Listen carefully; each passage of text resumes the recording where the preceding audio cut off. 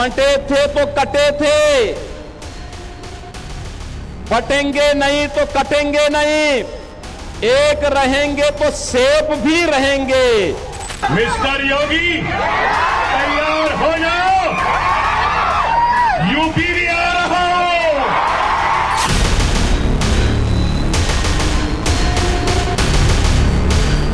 पंजाब वाली महिला मेयर बनी है, क्या करें? ये तो हम तो पहले से कह रहे थे बनेगी और बन गई अल्हम्दुलिल्लाह। हमारे कायद ने पहले ही कहा था और एक दिन उत्तर प्रदेश की मुख्यमंत्री भी हिजाब वाली महिला बनेगी। बीजेपी और आरएसएस के लोगों से मैं पूछना चाह रहा हूं, आप सुबह शाम अपनी घर में जो रूप से ज्यादा मुझे याद करते हैं, शुक्रिया, कोई बात नहीं, आप याद करिए, क्योंकि आपको मुझसे मोहब्बत है, मुझे आपसे नहीं है। और आप तो ऐसी लैला हो जिसका कोई मजनू ही नहीं है और बात मोहब्बत की करते हैं। देखा आपने, अभी उत्तर प्रदेश विधानसभा चुनाव में पूरे 1 साल का वक्त बाकी है, लेकिन राजनीतिक तापमान उबाल मारने लगा है। राजनीतिक बयानबाजी के इस ट्रेलर को देखकर लग रहा है कि उत्तर प्रदेश के चुनाव में हिंदू बनाम मुसलमान की गूंज बहुत तेज सुनाई देगी, क्योंकि एक तरफ यूपी के सीएम योगी आदित्यनाथ हैं और दूसरी तरफ ओवैसी ब्रदर्स। असदुद्दीन ओवैसी के छोटे भाई अकबरुद्दीन ओवैसी ने सीधे योगी आदित्यनाथ को चुनौती देते हुए कहा कि वो यूपी आ रहा है। ओवैसी की पार्टी AIMIM यूपी के चुनावों को लेकर खासी उत्साहित और सक्रिय दिखाई दे रही है। बिहार और महाराष्ट्र के नगर निगम चुनाव में मिली सफलता से ओवैसी ब्रदर्स के हौसले काफी बुलंद हैं, लेकिन बीजेपी दोनों को सीरियसली लेने के मूड में नजर नहीं आ रही। बीजेपी के तमाम नेता ओवैसी फैक्टर को खारिज करने में जुटे हुए हैं और पिछले विधानसभा चुनाव का हवाला दे रहे हैं। वैसे ये सच है कि पिछले चुनाव में ओवैसी की पार्टी यूपी में खाली हाथ रही थी, लेकिन 5 साल में काफी पानी बह जाता है और चुनावी खेल तो हफ्तों में बदल जाता है। तो चलिए आज भारत की बात पे आपको दिखाते हैं योगी वर्सेस ओवैसी ब्रदर्स पर हमारी एक खास रिपोर्ट। मिस्टर योगी तैयार हो जाओ, यूपी भी आ रहा हो।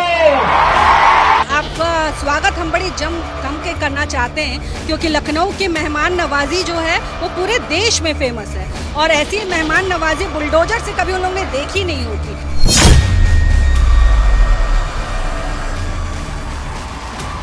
चलेंगे यूपी, चलेंगे, चलो अब इसके बाद में यूपी चलते हैं और यूपी में अपनी ताकत अपने झंडे को गाड़ते हैं और सब झंडे को वहां भी लहराएंगे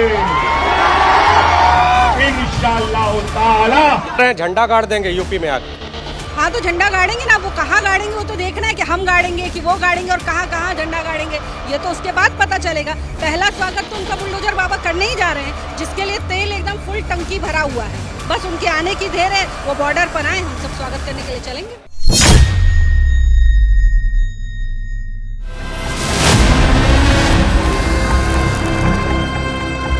तो हो जाइए तैयार, यूपी के मेहरबान कदरदान, वोट देने वाले उत्तर प्रदेश के तमाम मेहमान, क्योंकि 2027 के विधानसभा चुनाव के लिए जुबानी जंग तो शुरू हो चुकी है।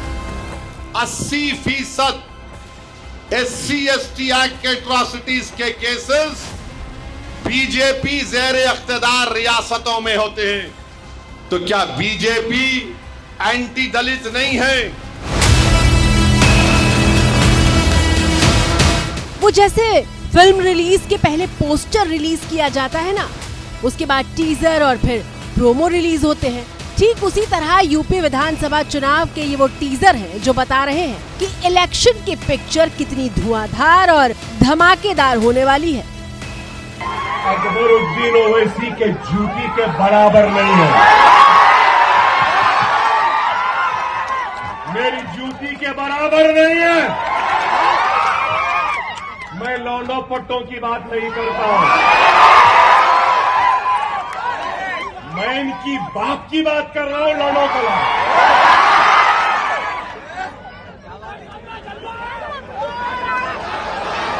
अरे हवा का झोंका है, आया है चले जाएगा, छोड़ो।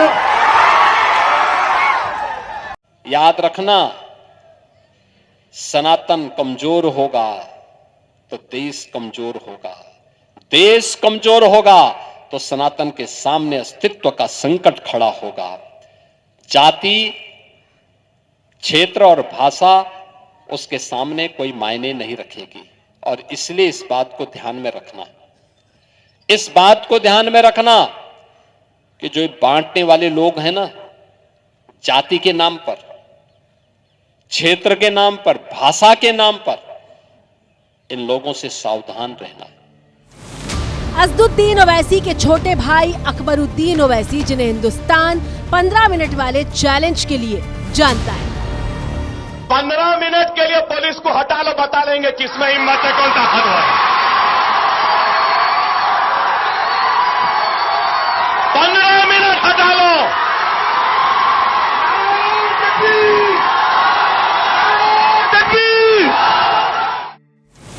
वही अकबरुद्दीन ओवैसी जिनके तीखे और भड़काऊ भाषणों पर जनता पूरे दम से ताली पीटती है, वो सीधे यूपी के मुख्यमंत्री योगी आदित्यनाथ को चुनौती दे रहे हैं।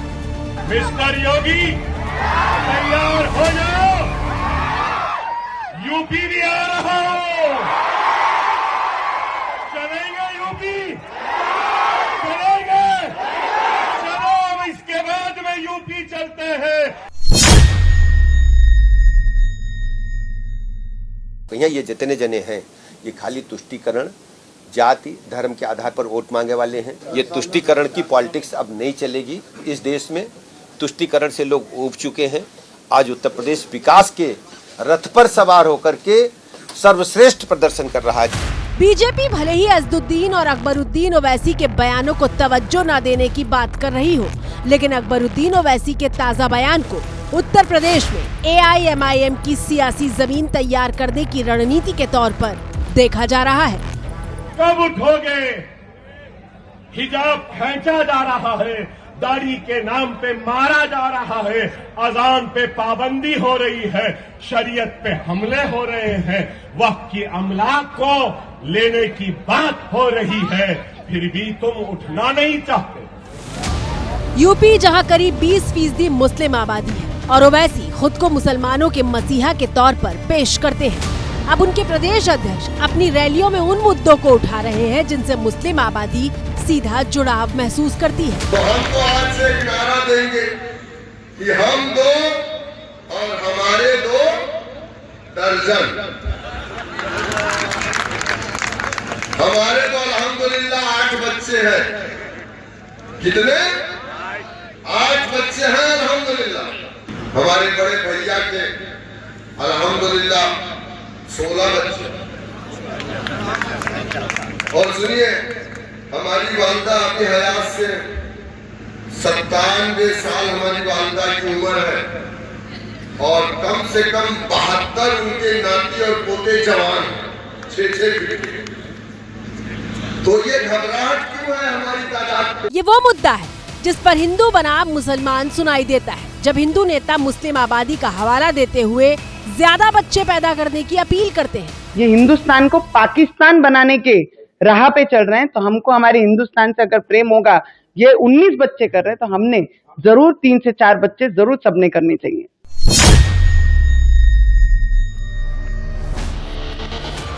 समझ रहे हैं ना आप?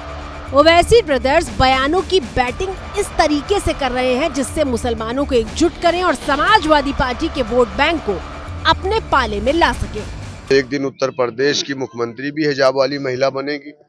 जब 11% वाली, तो हम तो 20% है उत्तर प्रदेश में। इंशाअल्लाह आज नहीं तो कल हमारे कौम की भी एक बेटी जो हिजाब और नकाब में होगी और उत्तर प्रदेश की मुख्यमंत्री बनेगी। ऐसा लगता है कि ओवैसी की पार्टी को हिजाब का नारा काफी सूट करता है।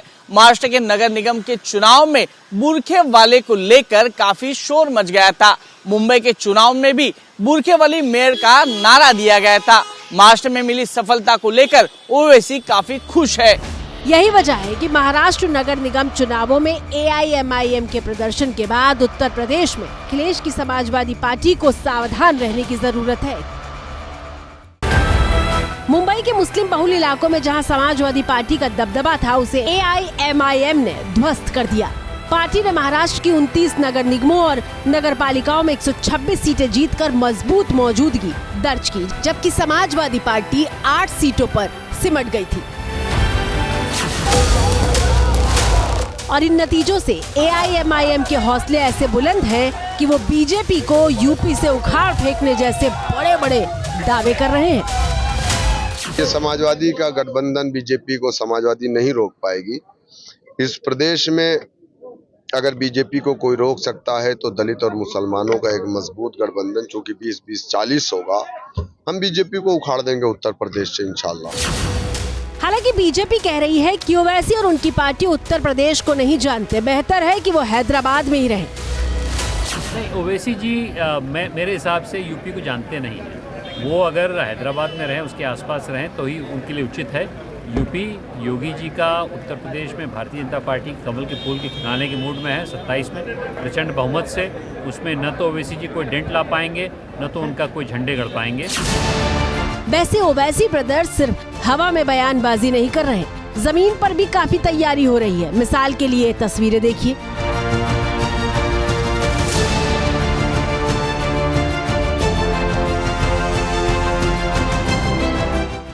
तस्वीरें यूपी के मुरादाबाद की हैं, जहां समाजवादी पार्टी के नेता और पूर्व विधायक अनीसुर रहमान से AIMIM के यूपी अध्यक्ष शौकत अली ने उनके घर पर मुलाकात की। दोनों नेताओं की मुलाकात को 2027 के विधानसभा चुनावों से जोड़कर देखा जा रहा है। सूत्रों के मुताबिक AIMIM के कांग्रेस और इसके साथ ही समाजवादी पार्टी के कई मुस्लिम नेताओं से गुपचुप बातचीत चल रही है। आगे इन मुलाकातों की कई तस्वीरें सामने भी आ सकती हैं। इसके साथ ही आपको बता दें कि AIMIM यानी असदुद्दीन ओवैसी की पार्टी ने यह साफ कर दिया है कि आने वाले दिनों में यूपी में लगभग 200 सीटों पर विधानसभा चुनाव लड़ने की तैयारी है। ओवैसी यूपी विधानसभा चुनाव में सिर्फ बीजेपी के खिलाफ हुंकार नहीं भरते, बल्कि वो यहां तक कह चुके हैं कि अखिलेश की दुकान बंद कर देंगे। दरअसल समाजवादी पार्टी का मुस्लिम यादव गठजोड़ लंबे वक्त से मजबूत रहा है और मुस्लिम वोट बैंक SP की सबसे बड़ी ताकत माना जाता है। लेकिन ओवैसी की मौजूदगी से मुस्लिम वोटों का बंटवारा हो सकता है, जो समाजवादी पार्टी के लिए खतरा है और 2022 के विधानसभा चुनाव में ये साबित भी हो चुका है। यही वजह है कि अखिलेश की समाजवादी पार्टी ये कभी नहीं चाहती कि ओवैसी मजबूती से यूपी में चुनाव लड़े। लेकिन ओवैसी का तर्क है कि मुसलमानों को भी अपनी अलग पार्टी बनानी चाहिए और इस बात से भी इनकार नहीं किया जा सकता कि अगर ओवैसी की पार्टी उत्तर प्रदेश में 200 सीटों पर लड़ी तो 2027 का चुनावी गणित पूरी तरह से बदल सकता है। करिश्माई व्यक्तित्व, सीधे मुस्लिम आबादी तक संवाद स्थापित करने वाला भाषण और मुसलमानों के सबसे बड़े नेता की पहचान। ये वो चंद बातें हैं जो असदुद्दीन ओवैसी को तमाम मुसलमान नेताओं की भीड़ से अलग करती हैं। हजारों आके गए और हजारों जाएंगे, इसी मजलिस के लिए हम तो जान लुटाएंगे।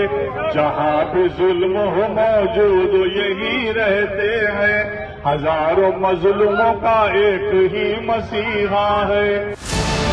ओवैसी पहले मुस्लिम आबादी को याद दिलाते हैं कि कितना अन्याय हो रहा है और फिर वो सपने दिखाते हैं कि अगर उनकी बात मानी तो क्या हो सकता है। वो दिन आएगा, मैं रहूं या ना रहूं, मेरी इस तकरीर के अल्फाज को तुम याद रख लेना। ये नौजवान, तुम देखोगे वो दिन कि हमने कहा था और इंशाअल्लाह ताला हम उस दिन को हासिल करेंगे। दुश्मनी क्यों है कि हम इसके सामने ठहरेंगे, ये हमारे सामने कुर्सी पर बैठेगा पैर पे पैर डालकर। ये हमको ये चाहते हैं कि हम इनके सामने हाथ बांधकर सर झुकाकर बात करें। सालार ने हमको ये मिजाज दिया, मजलिस इत्तेहाद और मुस्लिमीन ने हमको मिजाज दिया कि कुर्सी भी हमारी होगी, हम बैठेंगे कुर्सी पर। जाहिर तौर पर ओवैसी ब्रदर्स भी हिंदू मुसलमान की वो राजनीति करते हैं जो उनको सूट करता है। आप सुबह शाम अपनी घर में जो रूह से ज्यादा मुझे याद करते हैं, शुक्रिया। कोई बात नहीं, आप याद करिए, क्योंकि आपको मुझसे मोहब्बत है, मुझे आपसे नहीं है। लेकिन असदुद्दीन ओवैसी के लिए उत्तर प्रदेश का राजनीतिक रण इतना आसान नहीं है। 2022 विधानसभा चुनाव में ओवैसी 95 सीटों पर लड़े थे, लेकिन एक भी सीट जीतने में कामयाब नहीं हुए थे। ओवैसी की पार्टी को सिर्फ 0.49% वोट शेयर मिला था। लेकिन इतने कम वोट शेयर के बावजूद ओवैसी ने अखिलेश को नुकसान पहुंचाया था। मिसाल के तौर पर 2022 के चुनाव में बाराबंकी की कुर्सी सीट पर समाजवादी पार्टी बीजेपी से सिर्फ 217 वोटों से हारी थी और ओवैसी के उम्मीदवार को 8,541 वोट मिले थे, जबकि सहारनपुर जिले में आने वाली नकुड़ सीट पर समाजवादी पार्टी 315 वोटों से हारी थी। ओवैसी की पार्टी को 3,593 वोट मिले थे।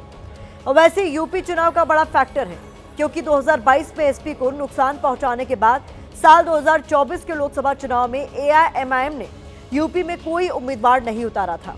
समाजवादी पार्टी और कांग्रेस साथ मिलकर चुनाव लड़े थे। मुस्लिम वोट नहीं बटा था और शायद यही वजह रही कि लोकसभा चुनाव में एसपी ने अब तक की सबसे बड़ी जीत दर्ज की थी।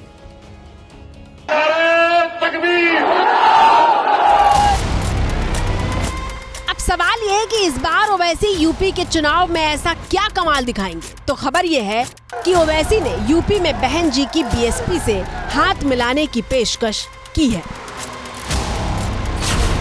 अगर उत्तर प्रदेश में ओवैसी और मायावती की पार्टियों में गठबंधन हुआ तो अखिलेश यादव की सत्ता में वापसी के सपने को झटका लग सकता है। देश के सबसे बड़े सूबे में इसे ओवैसी के बड़े दांव के तौर पर देखा जा रहा है। अगर बहन जी ने ओवैसी की पार्टी का न्योता कबूल किया तो खेल बदल सकता है, क्योंकि दलित और मुस्लिम वोट बैंक मिलकर सीधे सीधे अखिलेश यादव के पीडीए वाले फॉर्मूले पर चोट कर सकते हैं।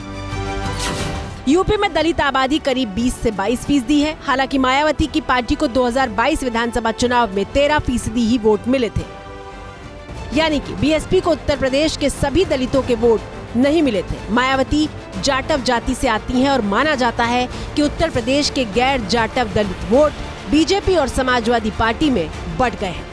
दलित वोट बैंक के बाद यूपी के मुस्लिम वोट का अंकगणित भी समझ लेते हैं। उत्तर प्रदेश में मुस्लिम आबादी 19% से ज्यादा है।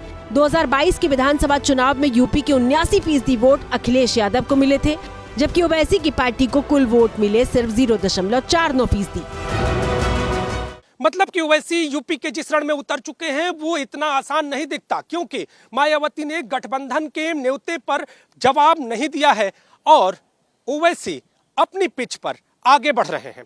इसके साथ ही अगर बात करें तो यूपी से लेकर असम तक बीजेपी से हेड ऑन ले रहे हैं। ये 2 रुपए का कॉइन है, ये 2 रुपए का कॉइन है। हेमंत बिस्व शर्मा तेरे को चंदा दे तो ले ले में से 2 रुपए। यूपी में चुनाव तो 2027 में है, लेकिन इसी साल सिर्फ 2 महीने बाद ही असम में विधानसभा चुनाव होने हैं और ओवैसी योगी के साथ साथ असम के सीएम हेमंता के खिलाफ भी मोर्चा खोले हुए हैं।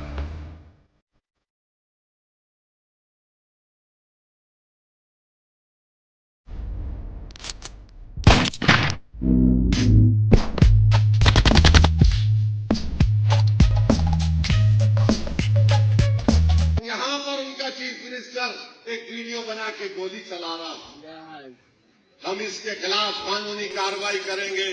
ये नफरत नहीं है तो क्या है बताओ आप?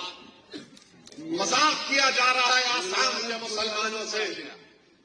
असम बीजेपी ने सीएम हेमंता को एक एआई वीडियो में बंदूक चलाते हुए दिखाया था और हेमंता बंदूक से जिस दीवार पर निशाना साध रहे थे वहां दूसरे समुदाय के लोगों की तस्वीर थी, जिस पर लिखा था नो मर्सी। सीधे सीधे नरसंहार के लिए उकसाने वाला वीडियो भाजपा असम ने अपने ऑफिशियल ट्विटर हैंडल से पोस्ट किया और बाद में उसे डिलीट किया। मुझे हैरत है कि भाजपा का शीर्ष नेतृत्व कहां सोया हुआ है।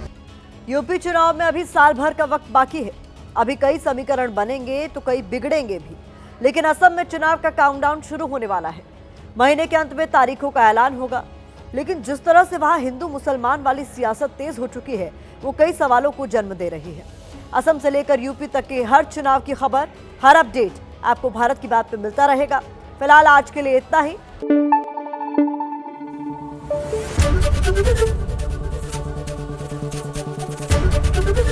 एबीपी न्यूज आपको रखे आगे।